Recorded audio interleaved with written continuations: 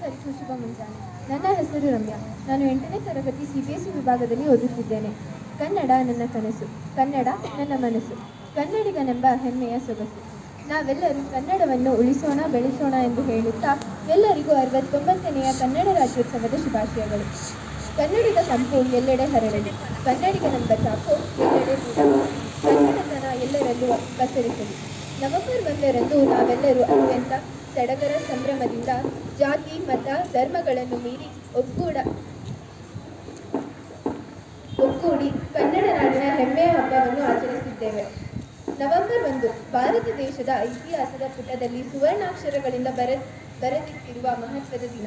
ಈ ದಿನವನ್ನು ಕನ್ನಡ ದಿನ ಅಥವಾ ಕರ್ನಾಟಕ ರಚನೆಯ ದಿನ ಎಂದು ಕರೆಯುತ್ತಾರೆ. ಏಕೆಂದರೆ 1956 ನವೆಂಬರ್ 1ರಂದು ದಕ್ಷಿಣ ಭಾರತದ ಎಲ್ಲ ಕನ್ನಡ ಭಾಷೆ ಮಾತನಾಡುವ ಪ್ರದೇಶಗಳನ್ನು ವಿಲೀನಗೊಳಿಸಿ ಮೈಸೂರು ರಾಜ್ಯವನ್ನು ಸ್ಥಾಪಿಸಲಾಯಿತು. ನಂತರ 1973 ಜುಲೈನಲ್ಲಿ ಮೈಸೂರು ರಾಜ್ಯಕ್ಕೆ ಕರ್ನಾಟಕ ಎಂದು ಮರುನಾಮಕರಣ ಮಾಡಲಾಯಿತು. ಸಂಸ್ಕೃತದ ಕನ್ನಡ ಎಂಬ ಪದದಿಂದ ಕರ್ನಾಟಕವು ಹುಟ್ಟಿದೆ. ಕರ್ನಾಟಕವನ್ನು ಕರುನಾಡು, ಕಪ್ಪು ಮಣ್ಣಿನ ನಾಡು, ಕಮ್ಮಿತ್ತು ನಾಡು ಎಂಬ ಹೆಸರುಗಳಿಂದ ಕರೆಯಲಾಗುತ್ತದೆ. ಇನ್ನು ನಮ್ಮ ಕರ್ನಾಟಕ ರಾಜ್ಯದ ಏಕೀಕರಣದ ಕನಸನ್ನು ಕಂಡ ಮೊದಲ ವ್ಯಕ್ತಿ ಎಂದರೆ ಆಲೂರು ವೆಂಕಟರಾಯರು. ಅವರ ಜೊತೆಗೆ ಕುವೆಂಪು, ಮಾಸ್ತಿ ವೆಂಕಟೇಶ ಅಯ್ಯಂಗಾರ್, ಕೆ. ಶಿವರಾಮ್ ಕಾರಂತ್, ಎ.ಎಂ. ಕೃಷ್ಣರಾವ್ ಮತ್ತು ಬಿ.ಎಂ. ಶ್ರೀಕಂಠಯ್ಯನವರು ಪ್ರಮುಖರಾಗಿದ್ದಾರೆ. ನವೆಂಬರ್ 1ರ ಕನ್ನಡ ರಾಜ್ಯೋತ್ಸವದ ದಿನದಂದು ಕೆಂಪು ಮತ್ತು ಹಳದಿ ಬಾವುಟಗಳನ್ನು ಆರಿಸುವ ಮೂಲಕ ರಾಜ್ಯಾದ್ಯಂತ ಕನ್ನಡ ರಾಜ್ಯೋತ್ಸವವನ್ನು ಆಚರಿಸುತ್ತೇವೆ.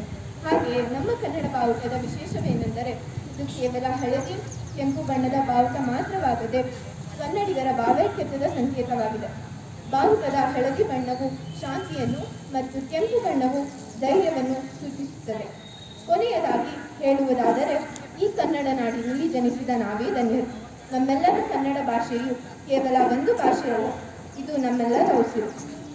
ಕನ್ನಡವೆಂದರೆ ಬರೀ ನುಡಿಯಲ್ಲ, ಇರಿದಿದೆ ಅದರ ಅರ್ಥ. ಜಲವೆಂದರೆ ಕೇವಲ ನೀರಲ್ಲ, ಅದು ಪಾವನ ತೀರ್ಥ ಎಂಬ ಕವಿವಾಣಿಯನ್ನು ಸ್ಮರಿಸುತ್ತಾ ಎಲ್ಲಾದರೂ ಇರು, ಎಂತಾದರೂ ಇರು, ಎಂದಿಗೂ ನೀ ಕನ್ನಡಿಗರಾಗಿರು ಎಂದು ಹೇಳುತ್ತಾ ನನ್ನ ಈ ಪುಟ್ಟ ಮಾತುಗಳನ್ನು ಮುಗಿಸುತ್ತಿದ್ದೇನೆ. ಜೈ ಕನ್ನಡ, ಜೈ ಕರ್ನಾಟಕ.